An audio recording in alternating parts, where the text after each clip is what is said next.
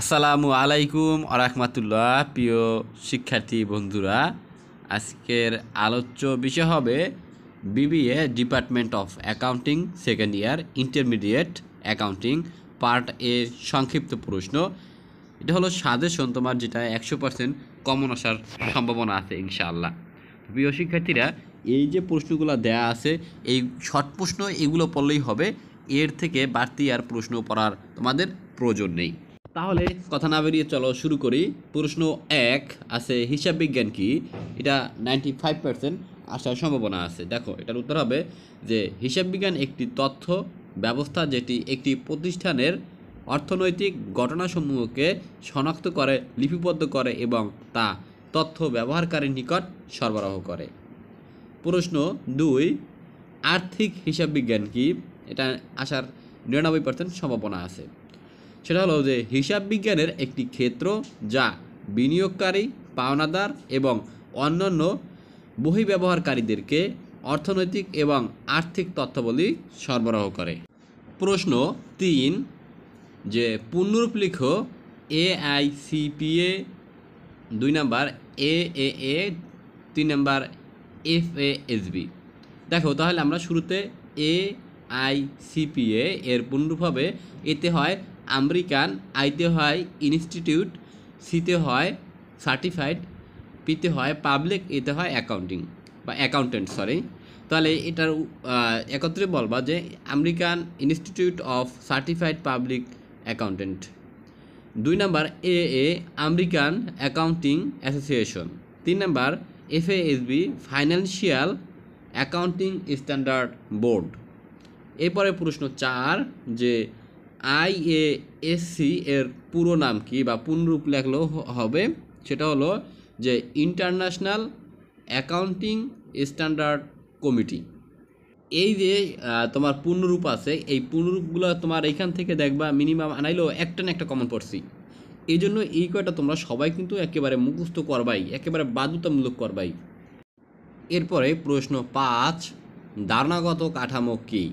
উত্তর হবে পরস্পর সম্পর্কযুক্ত উদ্দেশ্যে এবং মৌলিক বিষয়ের মধ্যে সংগতিপূর্ণ একটি ব্যবস্থা, যেটা একটি ধারাবাহিক মানের প্রতিনিধিত্ব করে। প্রশ্ন 6 রক্ষণশীলতা কী। উত্তর যখন সম্পদ এবং নিট লাভ অতি মূল্যায়নের সম্ভাবনা থাকে, তখন হিসাব বিজ্ঞানের একটি পদ্ধতি পছন্দ করার সীমাবদ্ধতা। প্রশ্ন 7 ক্রয়মূল্য নীতি কী। ক্রয়মূল্য নীতি কী।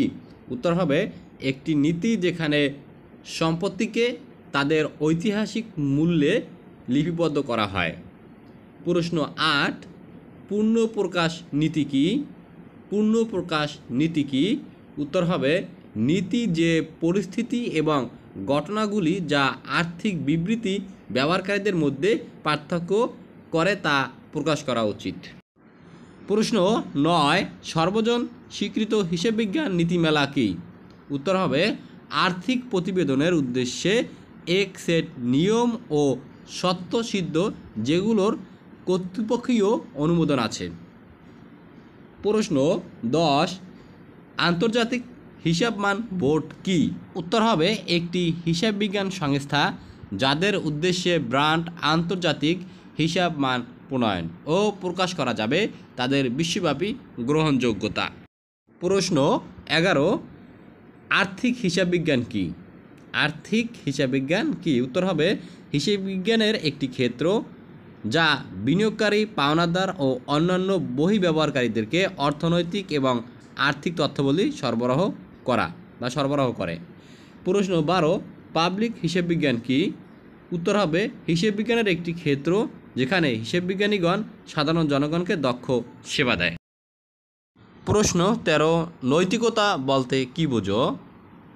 উত্তর হবে নীতির একটি মান যেটার দ্বারা একজন কর্মকর্তা সঠিক না বেঠিক, সৎ বা অসৎ, সত্য না অসত্য তা নির্ধারণ করতে পারে বা নির্ধারণ করা হয়, তাকে নৈতিকতা বলে। প্রশ্ন 14 যে স্পর্শনীয় সম্পত্তি কী। উত্তর হবে যে সকল সম্পত্তি বাস্তবে দেখা যায়, ধরা যায়, ছোঁয়া যায় তাকে স্পর্শনীয় সম্পদ বলে, যেমন দালান কোঠা, জমি, যন্ত্রপাতি, মজুত পণ্য, নগদ অর্থ ইত্যাদি। প্রশ্ন 15, সংরক্ষিত আয় বিবরণী কি? উত্তর হবে আয়ের বন্টন দেখিয়ে যে বিবরণী প্রস্তুত করা হয় তাকে সংরক্ষিত আয় বিবরণী বলে। প্রশ্ন 16, নগদ প্রবাহ বিবরণী কি? উত্তর হবে কোনো প্রতিষ্ঠানের একটি নির্দিষ্ট সময়ে নগদ অর্থের আগমন এবং বহির্গমন প্রদর্শনকারী বিবরণীকে নগদ প্রবাহ বিবরণী বলে। 17 নম্বর প্রশ্ন, প্লান্ট সম্পত্তি বা স্থায়ী সম্পত্তি কি? উত্তর হবে যে সকল স্পর্শনীয় সম্পত্তি ব্যবসায় পরিচালনায় ব্যবহৃত হয় এবং যেগুলোকে ক্রেতাদের নিকট বিক্রয়ের উদ্দেশ্যে অর্জন করা হয় না তাদেরকে প্লান্ট সম্পত্তি বা স্থায়ী সম্পত্তি বলে। প্রশ্ন 8, যে পূর্ণপণিক বা নিত্যনৈমিত্তিক খরচ বা ব্যয় বলতে কী বোঝায়? উত্তর হবে এ ধরনের খরচ দ্বারা সম্পত্তির কোনো উন্নয়ন ঘটে না বা জীবনকাল বৃদ্ধি পায় না, বরং যন্ত্রটিকে কার্যকর রাখতে সাহায্য করে।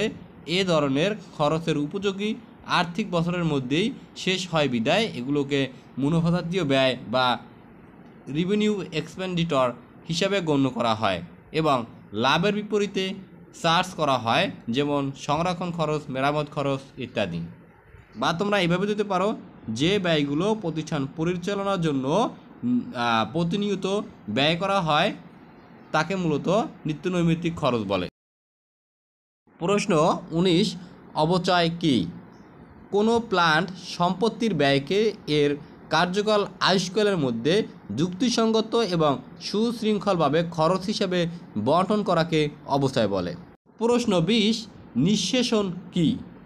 উত্তর হবে যে নিঃশেষণ কোনো প্রাকৃতিক সম্পদের ব্যয়কে যুক্তিসঙ্গত এবং সুশৃঙ্খল উপায়ে এর আয়ুষ্কালের মধ্যে খরচ হিসাবে বণ্টন করাকে নিঃশেষণ বা শূন্যকরণ বলে। প্রশ্ন 21, অদৃশ্য বা অস্পর্শনীয় সম্পত্তি কি? উত্তর হবে যে সম্পত্তির বাস্তব অস্তিত্ব নেই, যা দেখা যায় না বা স্পর্শ করা যায় না তাকে অদৃশ্য বা অস্পর্শনীয় সম্পদ বলে। প্রশ্ন 22, সুনাম কি? উত্তর হবে কোনো ব্যবসায় প্রতিষ্ঠানের সাথে জড়িত সকল অনুকূল গুণের মূল্যই হলো সুনাম। প্রশ্ন 23, প্যাটেন্ট কি?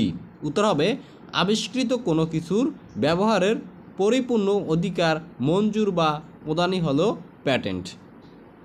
প্রশ্ন 24, ফ্র্যাঞ্চাইজ কি? উত্তর হবে ফ্র্যাঞ্চাইজ হলো কোনো নির্দিষ্ট এলাকার নির্দিষ্ট সময়ের জন্য কোনো উৎপাদনকারী, বণ্টনকারী বা ব্যবসায়ীকে কোনো দ্রব্য বা সেবা উৎপাদন তথা বিক্রি করার জন্য প্রদত্ত অনুমতি বা অধিকার প্রদান করা। এরপরে প্রশ্ন 25, কর্ম অবলম্বন কি? উত্তর হবে কোনো অস্পর্শনীয় সম্পত্তির ব্যয়কে সুশৃঙ্খল এবং যুক্তিসঙ্গত উপায়ে আয়ুষ্কালের মধ্যে খরচ হিসাবে বণ্টন করাকে কর্ম অবলম্বন বলে। প্রশ্ন 26, লিজ কাকে বলে? লিজ কাকে বলে? উত্তর হবে লিজ হলো লিজদাতা এবং লিজ গৃহীতার মধ্যকার এমন একটি চুক্তি যেখানে লিজদাতা নির্দিষ্ট অর্থের বিনিময়ে তার মালিকানাধীন নির্দিষ্ট সম্পত্তি লিজ গ্রহীতাকে নির্দিষ্ট সময়ের জন্য ব্যবহারের অধিকার প্রদান করে, তাকে মূলত লিজ বলে। প্রশ্ন 27, বিনিয়োগের দুটি উদ্দেশ্য লিখো। উত্তর, নিম্নে বিনিয়োগের দুটি উদ্দেশ্য দেওয়া হলো। 1, ভবিষ্যতে উপার্জন, 2, ভবিষ্যতে অর্থনৈতিক নিশ্চয়তা থেকে রক্ষা। প্রশ্ন 28, বিক্রয়যোগ্য সিকিউরিটিজ কি? উত্তর হবে সিকিউরিটিজ যা কিছু বিক্রি করার উদ্দেশ্যে রাখা হয় বা বিক্রি করার উদ্দেশ্যে যে সিকিউরিটিগুলো দরে রাখা হয় তাকে বিক্রয়যোগ্য সিকিউরিটিজ বলে। প্রশ্ন 29, বিনিয়োগ পোর্টফোলিও কি? উত্তর হবে বিনিয়োগের উদ্দেশ্যে একগুচ্ছ স্টক অথবা সিকিউরিটিজ এর তালিকাকে বিনিয়োগ পোর্টফোলিও বলে। প্রিয় শিক্ষার্থীরা, বিনিয়োগ পোর্টফোলিও দ্বারা এটাও বোঝায় যে তোমার সম্পূর্ণ বিনিয়োগের টাকা একটি প্রকল্পে বিনিয়োগ না করে ঝুঁকি বিবেচনায় ভিন্ন ভিন্ন প্রকল্পে বিনিয়োগ করাকে মূলত বিনিয়োগ পোর্টফোলিও বলে। অর্থাৎ একটা প্রকল্পে বিনিয়োগ না করে তুমি দুইটা প্রকল্পে বিনিয়োগ করতে পারো, তাহলে দেখা যায় যে একটায় যদি তোমার ক্ষতি হয় সেটা অন্যটায় লাভ দ্বারা পুষিয়ে নেওয়া সম্ভব। এটাকে মূলত বিনিয়োগ পোর্টফোলিও বলে। এরপরে 29, মূল্য সংযোজন কর বা মূসক কি? উত্তর হবে পণ্যের সংযোজিত মূল্যের উপর যে কর ধার্য করা হয় তাকে মূল্য সংযোজন কর বা মূসক বলা হয়। প্রশ্ন 31, লভ্যাংশ কি? উত্তর হবে লভ্যাংশ বলতে কোম্পানির লাভের যে অংশকে বোঝায় যা শেয়ারহোল্ডারদের মধ্যে বন্টনের জন্য ঘোষিত হয়। প্রশ্ন 32, আয়কর বলতে কি বুঝো? উত্তর হবে আয়কর হচ্ছে কোম্পানির নিট আয়ের উপর ধার্যকৃত কর। যখন নিট লাভ অর্জিত হয়েছে বলে অনুমান করা হয় তখন নিট লাভের উপর একটি নির্দিষ্ট হারে কর প্রদান করা হয়, তাকে মূলত আয়কর বলে। এরপরে প্রশ্ন 33, চলতি দায় কাকে বলে? উত্তর হবে ব্যবসায়িক কার্যক্রম হতে উদ্ভূত দায়সমূহ যা 1 বছর বা বর্তমান হিসাবকালের মধ্যে প্রদয় তাকেই চলতি দায় বলে। প্রশ্ন 34, সম্ভাব্য দায় কাকে বলে? উত্তর হবে ভবিষ্যতে যদি কোনো ঘটনা ঘটে তখন যে দায় সৃষ্টি হতে পারে তাকে সম্ভাব্য দায় বলে। প্রশ্ন 35, বিক্রয় শর্ত কি? উত্তর হবে বাকিতে ক্রয়ের ক্ষেত্রে বিক্রেতা কর্তৃক প্রদত্ত বিভিন্ন শর্ত ক্রেতাকে পালন করতে হয়, যেগুলোকে বিক্রয় শর্ত নামে পরিচিত। যেমন দেওয়া আছে তোমার যে 2, 10, নিট 30, এরপর আছে 1, 10 ইও এন্ড অফ মান্থ তারা বুঝেছে। তাহলে তুমি যদি 10 দিনের মধ্যে মূল্য পরিশোধ করো সেক্ষেত্রে তুমি 2% বাট্টা পাবা, অন্যথায় 30 দিনের মধ্যে কিন্তু সম্পূর্ণ তোমার এই মূল্যটা পরিশোধ করতে হবে, কিন্তু কোনো বাট্টা পাবা না। প্রশ্ন 36, যে প্রদয় নোট বলতে কি বুঝো? উত্তর হবে অঙ্গীকারপত্রের মাধ্যমে লিখিত দালিলিক দায়িত্বকে প্রদয় নোট বলে। অন্যভাবে বলতে গেলে প্রদয় নোট হলো স্বল্পমেয়াদী ঋণের একটি লিখিত দলিল। প্রশ্ন 37, বন্ড ইনডেঞ্জার কি? উত্তর হবে ঋণ গ্রহীতা এবং ঋণদাতার মধ্যে চুক্তি এবং অন্যান্য শর্তসমূহ যে কাগজে লিপিবদ্ধ থাকে তাকে বন্ড ইনডেঞ্জার বলে। প্রশ্ন 38, বন্ড কাকে বলে? উত্তর হবে যৌথ মূলধনী কোম্পানির সাধারণ ঋণের বড় অঙ্ককে ক্ষুদ্র ক্ষুদ্র সমান অঙ্কে বিভক্ত করে এই প্রতিটি বাক্যে বন্ড বলে। প্রশ্ন 39, সুনাম মূল্যায়ন কি? উত্তর হবে কোনো প্রতিষ্ঠানের সুনামকে আর্থিক মূল্যে নিরূপণ করাকে সুনামের মূল্যায়ন বলে। প্রশ্ন 40, কখন সুনাম মূল্যায়নের প্রয়োজন হয়? উত্তর হবে নিম্নোক্ত অবস্থায় সুনামের মূল্যায়ন প্রয়োজন হয়: 1, নতুন অংশীদারের আগমনের সময়; 2, কোনো অংশীদারের অবসর গ্রহণকালে; 3, লাভ লোকসানের হার পরিবর্তন করলে; 4, কোনো অংশীদার বিলোপ সাধনকালে; 5, কোনো অংশীদারের মৃত্যু হলে; 6, অংশীদারি কারবার গমন, একত্রীকরণ ও কোম্পানির রূপান্তরকালে। প্রশ্ন 41, গড় মুনাফা কি? উত্তর হবে মোট লাভের পরিমাণকে সংশ্লিষ্ট বছরের সংখ্যা দ্বারা ভাগ করলে যে মুনাফা পাওয়া যায় তাকে গড় মুনাফা বলে। প্রশ্ন 42, যে অতি মুনাফা কি? উত্তর হবে স্বাভাবিক মুনাফার অতিরিক্ত মুনাফাকে অতি মুনাফা বলা হয়। প্রশ্ন 43, অনুপাত বলতে কি বোঝো? উত্তর হবে অনুপাত বলতে বিভিন্ন উপাদানের মধ্যে তুলনা করার হাতিয়ারকে বোঝায়। অংশীদারি কারবারের ক্ষেত্রে অনুপাত হলো অংশীদারদের মধ্যে প্রাপ্ত সুবিধার পরিমাপক। প্রশ্ন 44, সমন্বিত মূলধন বলতে কি বোঝাও বা কি বোঝায়? উত্তর হবে যখন নতুন অংশীদারের মূলধনের ভিত্তিতে পুরাতন অংশীদারের মূলধন নির্ধারিত হয় তখন তাকে সমন্বিত মূলধন বলা হয়। প্রশ্ন 45, অংশীদারি চুক্তি কি? উত্তর হবে অংশীদারি কারবারের মধ্যে বা অংশীদারি কারবারের 2 বা ততোধিক ব্যক্তির স্বেচ্ছামূলক লিখিত সম্মতিকে অংশীদারি চুক্তি বলা হয়। 46, মূলধনের ঘাটতি কি? উত্তর হবে লাভ বা ক্ষতি বন্টনের পর কোনো অংশীদারের মূলধন হিসাবের ডেবিট উদ্ধৃতকে মূলধনের ঘাটতি বলা হয়। প্রশ্ন 47, সাধারণত বা সাধারণ অংশীদার কাকে বলে? উত্তর হবে কারবারের ঋণের জন্য যে অংশীদারের দায় দায়িত্ব অসীম তাকে সাধারণ অংশীদার বলা হয়। প্রশ্ন 48, অংশীদারি কারবারের বিলোপ সাধন বলতে কী বোঝায়?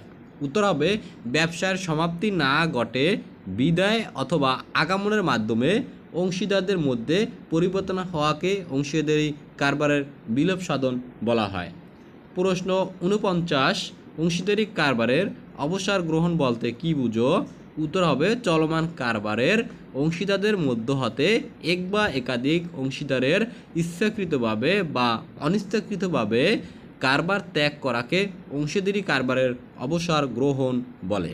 এরপরে প্রশ্ন 50, নগদ প্রবাহ বিবরণী কি? উত্তর হবে একটি নির্দিষ্ট সময়ের পরিচালনাজনিত, বিনিয়োগজনিত এবং অর্থায়নজনিত নগদ অর্থের প্রাপ্তি, পরিশোধ এবং পরিবর্তন যে বিবরণীতে প্রকাশ পায় তাকে নগদ প্রবাহ বিবরণী বলে। প্রশ্ন 51, যে অবচয় কি? উত্তর হবে স্থায়ী সম্পত্তির ব্যয়কে ইহার কার্যকাল আয়ুষ্কালের মধ্যে একটি যৌক্তিক ও পদ্ধতিগত উপায়ে বন্টনের একটি প্রক্রিয়াকে অবচয় বলে। যদিও এই দুইটার সংখ্যা কিন্তু আরও আগে দিছি, তোমাদের যে দুইটা সহজ হয় সেই দুইটা তোমরা লিখতে পারো। প্রশ্ন 52, মূল্য সংযোজন কি? উত্তর হবে কোনো নির্দিষ্ট সময়ে একটি কোম্পানি তার নিজের এবং প্রচেষ্টার মাধ্যমে যে সম্পদের সৃষ্টি করে তাকে মূল্য সংযোজন বলে। প্রশ্ন 53, ব্যবসায় সামাজিক দায়বদ্ধতা কি? উত্তর হবে কর্পোরেট সামাজিক দায়বদ্ধতা হলো এমন একটি ধারণা বা কনসেপ্ট যেখানে কোম্পানিসমূহ স্বেচ্ছায় উন্নত সমাজ এবং পরিষ্কার পরিচ্ছন্ন পরিবেশ নিশ্চিত করার জন্য অবদান রাখে, তাকে মূলত সামাজিক দায়বদ্ধতা বলে। এক কথা বুঝেছে যে ব্যবসায় কোনো কার্যক্রম দ্বারা সমাজের যেন কোনো ক্ষতি না হতে পারে সেদিকে লক্ষ্য রেখে কাজ করাকে ব্যবসায় সামাজিক দায়বদ্ধতা বলে। তোমরা উত্তরটা এভাবে সাজিয়ে দিতে পারো। প্রশ্ন 54, সম্পূরক কর কাকে বলে? উত্তর হবে সকল বিলাস সামগ্রী অত্যাবশ্যকীয় নয় এবং সামাজিকভাবে অনভিপ্রেত এমন সব পণ্যের আমদানি বা নিরুৎসাহিত ও নিয়ন্ত্রণ করার জন্য ওই সকল পণ্যের উপর মূল্য সংযোজন করের অতিরিক্ত বিভিন্ন হারে যে কর আরোপ করা হয় তাকে সম্পূরক কর বলা হয়। প্রশ্ন 55, টার্নওভার কি? উত্তর হবে টার্নওভার বলতে বোঝায় কোনো ব্যক্তি বা প্রতিষ্ঠান কর্তৃক কোনো নির্দিষ্ট সময়ে তার দ্বারা প্রস্তুতকৃত বা উৎপাদিত করযোগ্য পণ্যের সরবরাহ বা করযোগ্য সেবা প্রদান হতে প্রাপ্য ও প্রাপ্ত সুদময় অর্থ। এরপরে সর্বশেষ প্রশ্ন 56, মূল্য সংযোজন কর কাকে বলে? উত্তর হবে কোনো উৎপাদিত পণ্য বা সেবার সংযোজিত মূল্যের উপর যে কর প্রদান করা হয় তাকে মূল্য সংযোজন কর বা মূসক বলে। প্রিয় শিক্ষার্থীরা, আজকের এই ক্লাস থেকে বা এই যে তোমাদের প্রশ্ন পরীক্ষার পরে কতটা কমন পড়ছে সেটা অবশ্যই তোমরা কমেন্ট করে জানাবে। আজকের মতন এখানেই বিদায় নিচ্ছি। সবাই সুস্থ থাকেন, ভালো থাকেন। আল্লাহ হাফেজ।